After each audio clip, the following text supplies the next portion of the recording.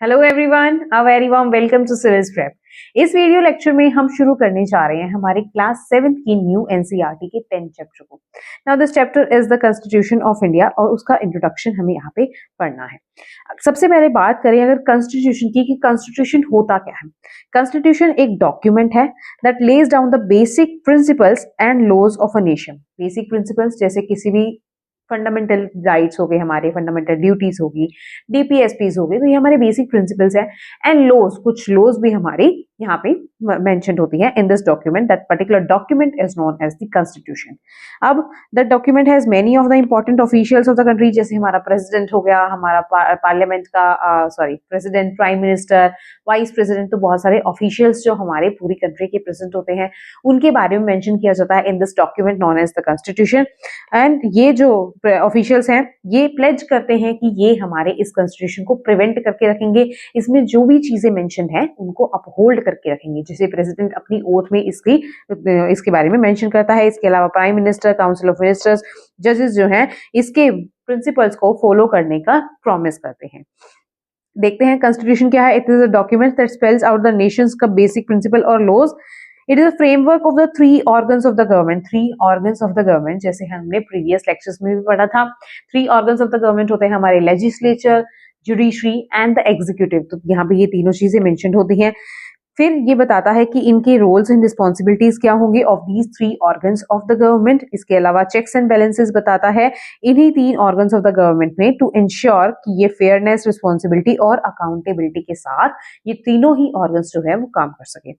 Then इसके अलावा the rights and duties of the citizens भी इसमें मेंशन होते हैं, जैसे fundamental rights and fundamental duties are mention in the Indian constitution.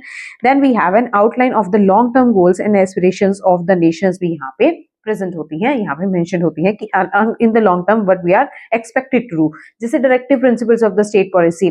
Although ये जिस टाइम पे हमारे कॉन्स्टिट्यूशन में बताए गए थे उस टाइम पे this was an long term goal, और इससे रिलेटेड जो गवर्नमेंट होती है वो उसको रेगुलेट करा जाता है कि आपको इन डीपीएसपीस के डायरेक्शन में ही काम करना है ताकि आप ये लॉन्ग टर्म में इनकी जो इम्प्लीमेंटेशन है उसको इंश्योर करा सके।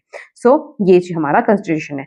Our constitution is something like a rule book for the country. तो रूल बुक है क्योंकि इसमें वेरियस रूल्स मेंशन्ड हैं, वो रूल्स के अकॉर्डिंग हमें हमारी गवर्नमेंट को या हमारी कंट्री को रन करना होता है। The basic principles and basic rules in a constitution determine किस टाइप की गवर्नमेंट होगी, वहां पे होगी, किस तरीके से वो बनेगी और वो किस तरीके के फंक्शंस करेगी। ये सारी की सारी चीजें डायरेक्टली या इनडायरेक्टली किसी भी कंट्री का कॉन्स्टिट्यूशन बताता है। Many constitution including the Indian constitution also state the values and ideas of the country, जिसमें हमारी जो कंट्री है वो कमिटेड है। कौन सी वैल्यूज या आइडियल्स, जैसे कि इक्वालिटी हो गया, जस्टिस फॉर ऑल हो गया, फ्रेटर्निटी, प्लूरलिज्म, मतलब कल्चरली जितने वेरियस कल्चर्स या वेरियस अलग अलग तरीके के लोग या cultures with in the boundary of the country present है, वो आपस में एक साथ मिलजुल के रहेंगे या वो आपस में विद इन अ कंट्री या with in a territory survive कर सकती है। That is the concept of the pluralism and the freedom. Freedom भी हमारा कॉन्स्टिट्यूशन का आर्टिकल 19 बहुत तरह के फ्रीडम को मेंशन करता है, तो ये भी हमारे इंडियन कॉन्स्टिट्यूशन में मेंशन है। तो इंडियन कॉन्स्टिट्यूशन बेसिकली ये ideas and values and believes को ये बताने का काम करता है। कॉन्स्टिट्यूशन में वैल्यूज एंड आइडियल्स होते हैं, फंक्शंस ऑफ द गवर्नमेंट होते हैं, पॉलिटिकल सिस्टम बताया जाता है, जैसे हमने पॉलिटिकल सिस्टम प्रीवियस लेक्चर में भी पढ़ा था। Presidential and parliamentary form of government हमारे पास होती है। Democratic type of political system हमारे पास प्रेजेंट है, वो मेंशन होगा within the constitution of any country. Rights and duties mention होते हैं। Guiding principles for the government, जैसे directive principles of state policy जिसको डीपीएसपी बोला जाता है, and structure and formation of the government. तो ये सारी चीजें किसी भी देश की कॉन्स्टिट्यूशन में मेंशन होती है। फिर next, writing of the constitution, किस तरीके से लिखा गया था। इसके लिए बनाई गई थी एक कॉन्स्टिट्यूएंट असेंबली, एक ऑर्गेनाइजेशन बनाया गया था जिसको ये काम सौंपा गया था कि आप इंडिया का कॉन्स्टिट्यूशन बनाएंगे। तो इसमें ओरिजिनली इसको 1946 में बनाया गया था।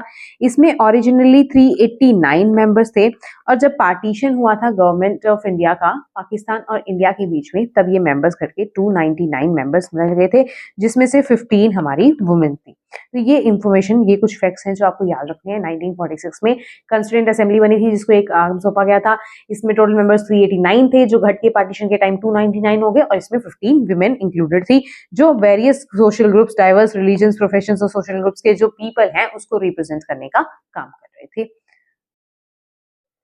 नेक्स्ट है कि how was our constitution developed, किस तरीके से डेवलप्ड हुआ था। तो ये डेवलप्ड और रिटर्न हुआ था ऑलमोस्ट 3 साल के टाइम पीरियड में। इसका जो बनवाना इसको शुरू करा गया था वो शुरू किया गया था ऑन 9th ऑफ दिसंबर 1946, क्योंकि 1946 में हमारी कॉन्स्टिट्यूएंट असेंबली बन गई थी। तो 9th ऑफ दिसंबर 1946 में इसको बनाने का काम शुरू हो गया था। Its members were elected by the legislative assemblies of the provinces, क्योंकि हमारे यहाँ पे प्रोविंसेस प्रेजेंट थी। प्रोविंसेस के जो इलेक्टेड मेंबर्स थे उन्होंने इनके मेंबर्स को चूज करा था, जिसमें ये जो है ये इनडायरेक्टली इलेक्टेड हो गए। तो doctor Rajendra Prasad was a chairman of this constituent assembly, इसीलिए जब ये कॉन्स्टिट्यूशन हमारा बन गया था उसके बाद हमारे फर्स्ट प्रेसिडेंट भी डॉक्टर राजेंद्र प्रसाद को ही बनाया गया था, because he was the chairman of that constituent assembly. और ये कंप्लीट हुआ था, ये काम कॉन्स्टिट्यूशन बनाने का काम कंप्लीट हुआ था ऑन 26 ऑफ नवंबर 1949। लेकिन हमने इस कॉन्स्टिट्यूशन को अडॉप्ट करा था ऑन 26 जनवरी 1950, और इसी दिन को हम हर साल रिपब्लिक डे के तौर पे मनाते हैं, क्योंकि इस दिन हमने हमारे कॉन्स्टिट्यूशन को अडॉप्ट करा था। ये बनकर तैयार हो गया था ऑन 26 नवंबर 1949, और बहुत से प्रोविजंस ऑफ आवर कॉन्स्टिट्यूशन उसी दिन पे हमने अडॉप्ट कर लिए थे। लेकिन पूरा का पूरा कॉन्स्टिट्यूशन या संविधान का लागू दिवस हम मनाते हैं ऑन 26 ऑफ जनवरी, क्योंकि 26 ऑफ जनवरी 1950 को हमने कंप्लीट कॉन्स्टिट्यूशन को अडॉप्ट करा था। तो ये डिफरेंस आपको यहाँ पे याद रखना है। इनिशियल टेक्स्ट इसका ड्राफ्ट करा गया था बाय ड्राफ्टिंग कमेटी, और ड्राफ्टिंग कमेटी के चेयरमैन थे doctor B.R. Ambedkar. Again he was the first law and justice minister of the independent India, ये आपको याद रखना है। और डॉक्टर B.R. अम्बेडकर और ड्राफ्टिंग कमेटी बहुत इंपॉर्टेंट है, हमारी लक्ष्मीकांत की बुक में ड्राफ्टिंग कमेटी के मेंबर्स भी दिए गए हैं, उसको भी आपको अच्छे से याद रखना है। और ड्राफ्टिंग कमेटी के chairman doctor B.R. Ambedkar, he was very prominent personality of that time. Then next topic is what shaped and influenced the Indian constitution. बहुत सारी चीजें हमारी इंडियन कॉन्स्टिट्यूशन को इसने जो इन्फ्लुएंस करने का काम करा था। फर्स्ट थिंग थी the influence of the Indian freedom movement. Indian freedom movement के जो भी आइडियल्स थे वो कहीं ना कहीं हमारे कॉन्स्टिट्यूशन में झलकते हैं, क्योंकि उन आइडियल्स को यहाँ पे हमारे फ्रीडम स्ट्रगलर्स ने मेंशन करा था अपने एक्सपीरियंसेस के साथ। और ये फ्रीडम स्ट्रगल के एक्सपीरियंस के साथ जो भी चीजें इन्होंने लिखी थी, जो भी वैल्यूज इन्होंने ड्राइव करी थी, वो वैल्यूज हमारे कॉन्स्टिट्यूशन में आज भी झलकती हैं। वो वैल्यूज हैं हमारी equality for the all, justice for the all, freedom, fraternity, preservation of the India's cultural heritage. तो ये वैल्यूज हमारी कहीं ना कहीं किसी ना किसी फॉर्म में हमारे कॉन्स्टिट्यूशन में हमारे जो कॉन्स्टिट्यूशनल मेकर्स थे उन्होंने डाली थी। फिर देखते हैं learning from across the world. ये सेकेंड चीज थी जिसने हमारे कॉन्स्टिट्यूशन को ये इन्फ्लुएंस करने का काम करा था, क्योंकि जो हमारे कॉन्स्टिट्यूशनल मेकर्स थे उन्होंने 60 से भी ज्यादा कंट्रीज का कॉन्स्टिट्यूशन पढ़ा था before the making of the Indian constitution. इसलिए इन्होंने various constitution of the world से बहुत सारी चीजें जो है वो डराइव करी थी, और वो हमारे इंडियन कॉन्स्टिट्यूशन को जो चीजें सूट करती थी वो इंडियन कॉन्स्टिट्यूशन में डाल दी गई। अब यहाँ पे एग्जाम्पल दिया गया है, जैसे फ्रांस से हमने फ्रेंच रिवोल्यूशन की time, French revolution was of the time period of 1789। तो फ्रेंच रिवोल्यूशन से हमने फ्रांस के कॉन्स्टिट्यूशन से लिए हैं concepts like liberty, equality and fraternity. इसके अलावा हमने हमारे directive principles of state policy that is DPSP हमने लिया है from the constitution of Ireland. Then American constitution से हमने कंसेप्ट लिया है ऑफ इंडिपेंडेंट जुडिशरी। इसी तरीके से हमने बहुत सारे कंसेप्ट्स अलग अलग कंट्रीज से लिए हैं, जैसे parliamentary form of government UK से लिया गया है। देन हमारे फंडामेंटल राइट्स अमेरिकन कॉन्स्टिट्यूशन से लिए गए। इसी तरीके से हमने USSR से फंडामेंटल ड्यूटीज का कंसेप्ट लिया हुआ है। तो हमने various constitution of the world से अलग अलग कंसेप्ट लिए हैं। रादर फंडामेंटल ड्यूटीज हमारे ओरिजिनल कॉन्स्टिट्यूशन में प्रेजेंट नहीं थी, लेकिन फिर भी हमने इसको USSR से लिया है। तो हमने वेरियस कॉन्स्टिट्यूशन को पढ़ के उसको हमारे कॉन्स्टिट्यूशन में एज सच अडॉप्ट किया है, जो चीजें हमारे कॉन्स्टिट्यूशन में सूट कर रही हैं, और कुछ चीजें में जो नहीं पर्टिकुलरली सूट कर रही है उनमें चेंजेस लाके भी हमने हमारे कॉन्स्टिट्यूशन में उसको अडॉप्ट किया है। देन देखते हैं next topic that is the key features of the constitution of India. की फीचर्स की बात करते हैं। हमें पता है कि हमारे 3 ऑर्गन्स ऑफ द गवर्नमेंट है, that is the legislature, executive and judiciary. हम पहले ही बात कर चुके हैं। 3 टियर गवर्नमेंट सिस्टम हमारे यहाँ पे चलता है, that is the central, state and local government. Then key features की बात करते हैं तो हमारे यहाँ पे इलेक्टोरल सिस्टम है, जो ये इंश्योर कराता है कि हर एक citizen of our country is eligible to vote. इसमें सिर्फ एज का क्राइटेरिया लिया गया है, और किसी ग्राउंड पे यहाँ पे डिस्क्रिमिनेशन नहीं दिया गया। कि हमारे ये इलेक्टोरल सिस्टम ये बताता है कि हम डेमोक्रेसी को अच्छे से इंश्योर कराते हैं। Other core aspect of the constitution are the fundamental duties हमारे पास प्रेजेंट है, fundamental rights are present in our country, DPSP directive principle of state policy are present in our country, और DPSP हमारे social and economic vision को ये दिखाता है। कि इस तरीके से हम डीपीएसपी से सोशल एंड इकोनॉमिक इक्वालिटी को इंश्योर कर सकते हैं। डीपीएसपी जो है ये गवर्नमेंट को गोल्स प्रोवाइड करवाती है कि गवर्नमेंट को क्या अचीव करने की तरफ काम करना चाहिए। ये रिफ्लेक्ट करती हैं डायरेक्शन जिसमें कंट्री अपने बेटरमेंट के लिए बेटरमेंट के लिए फर्दर प्रोसीड कर सकती है।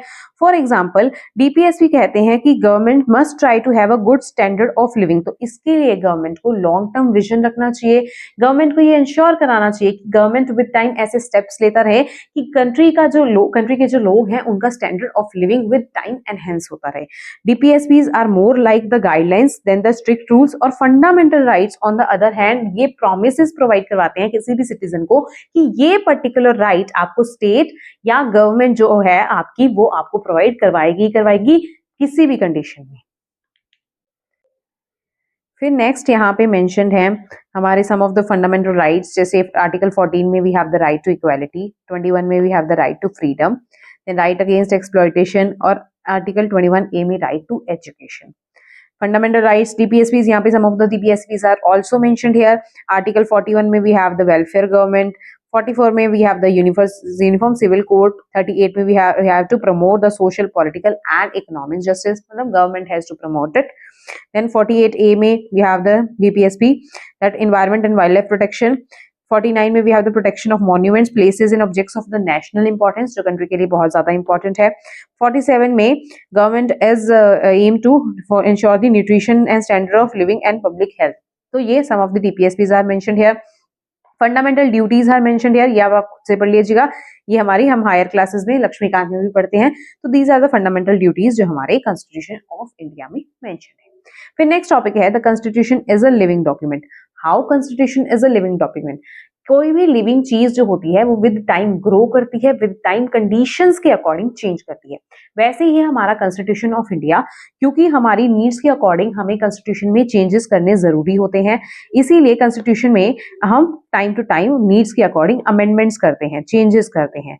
बट ये चेंजेस इतने भी ज्यादा फ्लेक्सिबल नहीं है कि किसी भी कंडीशन में इसको बहुत ही इजीली इसको चेंज किया जा सके, और इतने भी ज्यादा रिजिड नहीं है कि इसको चेंज करना बहुत ही ज्यादा मुश्किल हो। तो हमारा कॉन्स्टिट्यूशन जो है वो टाइम के अकॉर्डिंग जो रिक्वायर्ड चेंजेस हैं उनको अडेप्ट भी करता है, इसीलिए कॉन्स्टिट्यूशन को एक लिविंग डॉक्यूमेंट कहा जाता है। जैसे हमने 1976 में पार्ट 4A को ऐड करके फंडामेंटल ड्यूटीज को ऐड करा इन आर कॉन्स्टिट्यूशन, क्योंकि उस टाइम पे this was the need of the hour, तो ये जरूरत उस टाइम पे थी, इसलिए हम जो रिक्वायर्ड अमेंडमेंट्स हैं वो हमने टाइम टू टाइम करे हैं। और इसमें जो है ये जो अमेंडमेंट्स होते हैं इसमें प्रॉपर डिबेट होती है बिफोर दिस अमेंडमेंट, और ये इतने भी ज्यादा रिगरस नहीं होते हैं कि ये ना हो सके, या अगर ये जरूरत लगती है तो अमेंडमेंट्स टाइम टू टाइम हमने बहुत सारे अमेंडमेंट्स भी देखे हैं, और बहुत सारे अमेंडमेंट बिल्स हमारे कॉन्स्टिट्यूशन से रिलेटेड हमारे पार्लियामेंट में रिजेक्ट भी हुए हैं। तो ये दिखाता है कि constitution is a living document जो विद टाइम रिक्वायरमेंट्स के अकॉर्डिंग खुद को अडेप्ट करता है। Then people were not allowed to fly the national flag at their homes, उस टाइम पे अलाउड नहीं था, लेकिन इसको 2004 में चेंज करा गया, क्योंकि सुप्रीम कोर्ट ने कहा कि ये जो लोगों का फ्रीडम ऑफ एक्सप्रेशन है which is mentioned under the article 19 of our Indian constitution, कि हम कोई भी चीज एक्सप्रेस कर सकते हैं, this is a freedom which is provided under article 19। तो इसीलिए यहाँ पे नेशनल फ्लैग को अपने जो घरों के ऊपर है वहां पे इसको अनफर्ल करना अलाउ करा दिया गया। देन वन ऑफ द जो हमारी अमेंडमेंट्स है वो यहाँ पे मेंशन्ड है, that is 73rd constitutional amendment act of 1992। इससे हमने पंचायती राज सिस्टम अडॉप्ट किया। तो पंचायती राज सिस्टम हमारे कॉन्स्टिट्यूशन में ओरिजिनली प्रेजेंट नहीं था, it came in the constitution after an amendment which was 73rd constitutional amendment act. Indian constitution is not just a legal document, लेकिन ये आर्ट वर्क भी है। ये आर्ट वर्क कैसे है?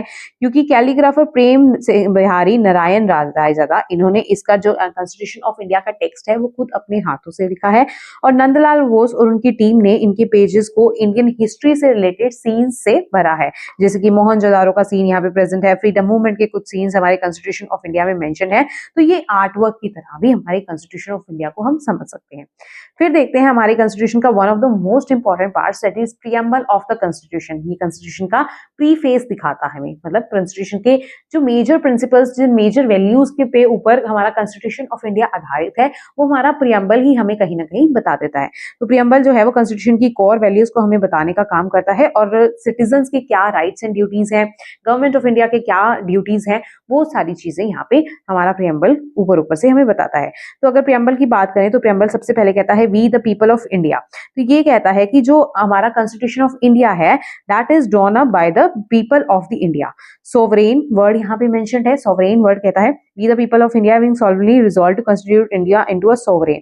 सोवरेन का मतलब है कि supreme right to of the decision, ये एक्सटर्नल है, नहीं है, अब ये इंटरनल है।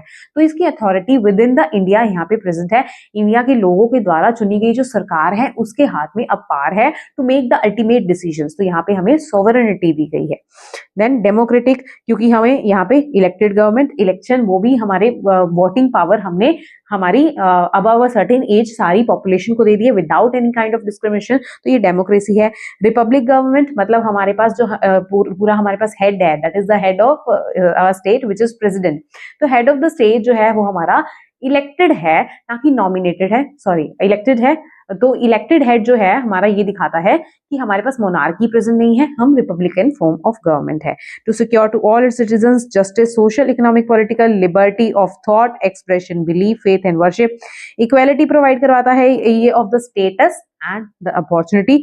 और फ्रेटर्निटी, मतलब हमें आपस में सबको एक दूसरे को a part of a family मानना है, किसी के साथ किसी भी ग्राउंड्स में किसी भी तरीके का कोई डिस्क्रिमिनेशन नहीं करना है। तो ये फ्रेटर्निटी का कंसेप्ट कहलाता है। In our constituents assembly this 26th day of November, तो हमने ये कहाँ कब हमारा बन के तैयार हो गया था कॉन्स्टिट्यूशन, 26 नवंबर 1949 को ये बन गया था, और हमने इसको अडाप्ट कर लिया था उसी दिन पे। और क्योंकि हमने अडाप्ट कर लिया था, मतलब ये कॉन्स्टिट्यूशन हमने we the people of India ने खुद को दिया है, मतलब ये हमारे लिए ही हमारा कॉन्स्टिट्यूशन बनाया गया। तो ये हमारा ये कंसेप्ट कहता है ऑफ द प्रियम्बल। प्रियम्बल में हमारी इंपॉर्टेंट वैल्यूज जो हमारे कॉन्स्टिट्यूशन में मेंशन है वो एज अ प्रीफेस प्रियम्बल में मेंशन है। तो प्रियम्बल अगर आपको समझ में आ जाएगा तो कॉन्स्टिट्यूशन का कोर कंसेप्ट यहाँ पे आपको समझ में आ जाना चाहिए। तो ये कितना इंपॉर्टेंट चैप्टर था, जिसकी इंफॉर्मेशन आपको कहीं ना कहीं हम आपके यूपीएससी की जर्नी में बहुत जगह काम आ सकती है। इसीलिए आपको एनसीईआरटीज की इस सीरीज को लाइटली बिल्कुल नहीं लेना चाहिए, और सिविल्स प्रेप के चैनल को फॉलो करते रहिए ताकि आपको और ज्यादा इंफॉर्मेटिव वीडियोस आपके पेपर को क्लियर करने में हेल्प कर सके। Thank you so much, have a nice day.